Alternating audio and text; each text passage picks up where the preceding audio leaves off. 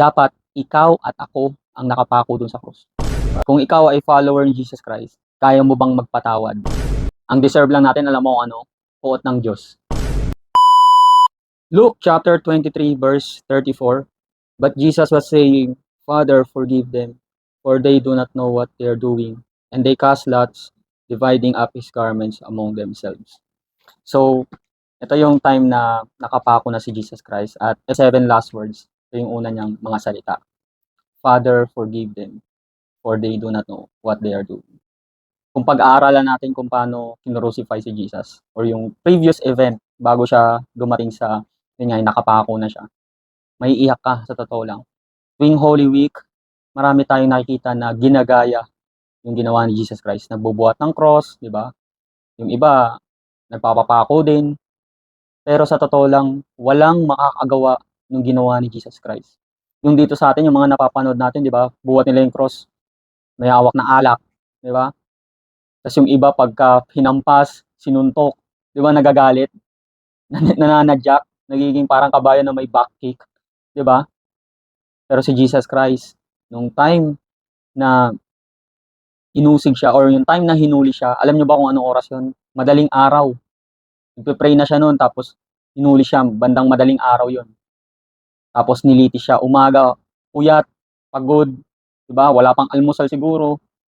Tapos nilitis na siya. Binugbog, dinuraan, lahat na ng pang-insulto. At yung matindi doon, yung habang hinahagupit siya ng latigo. Yung latigo na yun guys, yung may talim sa dulo yun, or may tinik, sabi nila. Na kapag lumapat sa balat ni Jesus Christ, pag hinatak yun, kasama yung laman.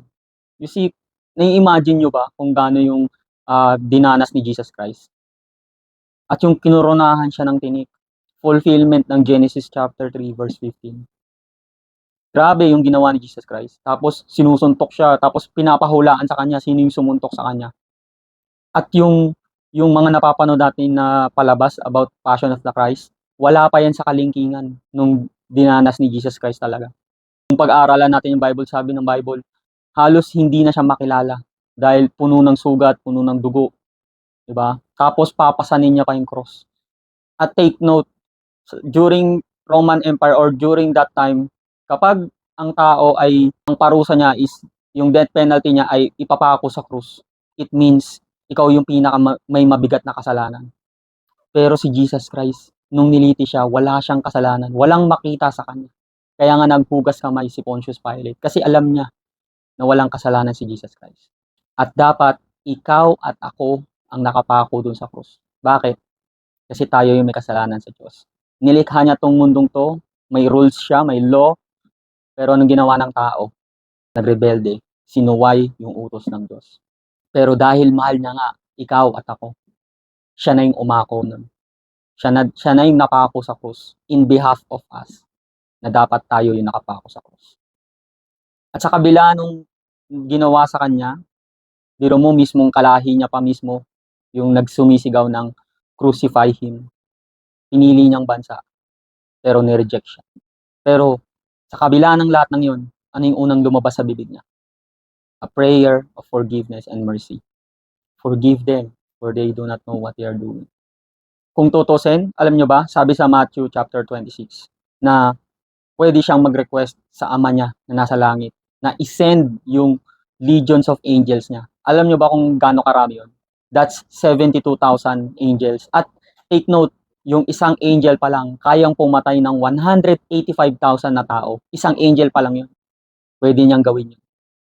Pero hindi niya ginawa. Bakit? Dahil mahal ka niya. Mahal niya ang tao. Mahal niya tayo. At kailangan matupad yung master plan of salvation. And sabi doon sa next part is, and they cast lots, dividing up his garments among themselves.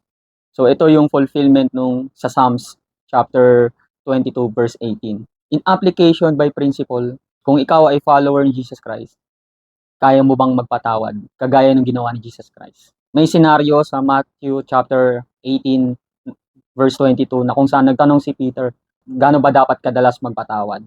Kasi sa culture nila, pag 3 beses, enough is enough. Wala nang kapatawaran yung kasunod na magiging kasalanan mo. Pero nang sabi ni Jesus, 70 times 7.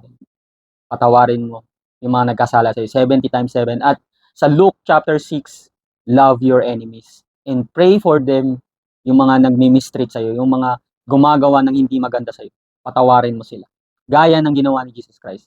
Si Jesus Christ, hindi lang niya sinabi, ginawa niya din. Nag-set din siya ng good example. Gusto kong iwang tanong sa'yo, kaya mo bang patawarin? Or mapapatawad mo ba mga taong ginawan ka ng hindi maganda?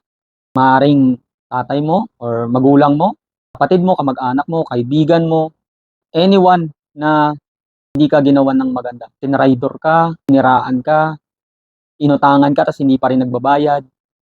Sabi ng Panginoon, patawarin mo sila. Kagaya ng ginawa ni Jesus. Kung sa sarili lang nating effort or sariling willpower natin, of course, hindi natin kaya. Pero, kung hihingi tayo ng biyaya ng Panginoon, makakayanan nating patawarin.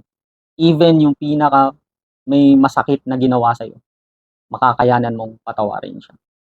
Yung sinabi ni Jesus Christ na Father forgive them ay hindi lang din tumutukoy sa yung mga Romano na nagpahirap sa kanya, yung mga Jewish people or yung mga tao na nang maksa kanya, na nireject siya, na inalimura siya. Gusto din ipakita ng Panginoon yung kahabagan sa lahat ng tao, kahit yung sa panahon ngayon. In application by principle, kaya din ba natin gawin yun? Lalo yung kahabagan mo, yung kapwa mo, even yung mga tao na gumawa sa'yo ng hindi maganda. Kaya mo ba silang ipag-pray na sana someday kahabagan din sila ng Panginoon at makakilala sila sa Panginoon, magkaroon ng relasyon sa Diyos, maligtas din. Kasi bilang tao, lalo pag nasaktan talaga tayo, ayaw nating ipag-pray sila na maligtas din sila. Kasi gusto natin tayo lang. Well, even tayo hindi natin deserve yung kahabagan ng Diyos. Pero binigay niya pa rin. Hindi natin deserve yung kapatawaran ng Diyos, pero binigay niya pa rin. Ang deserve lang natin, alam mo ano, puot ng Diyos. Yun ang deserve natin. Pero kinahabagan, minahal niya tayo, at nandun yung pagpapatawad niya. So nawa, ang challenge sa atin, ganun din yung gawin natin. Magpatawad tayo, ipag-pray natin yung mga kamag-anak, mga kaibigan natin, mga kakilala natin na kahit ginawan tayo ng hindi maganda, ipag-pray natin na sana someday makakilala din sila sa Panginoon at katagpuin din sila ng Panginoon.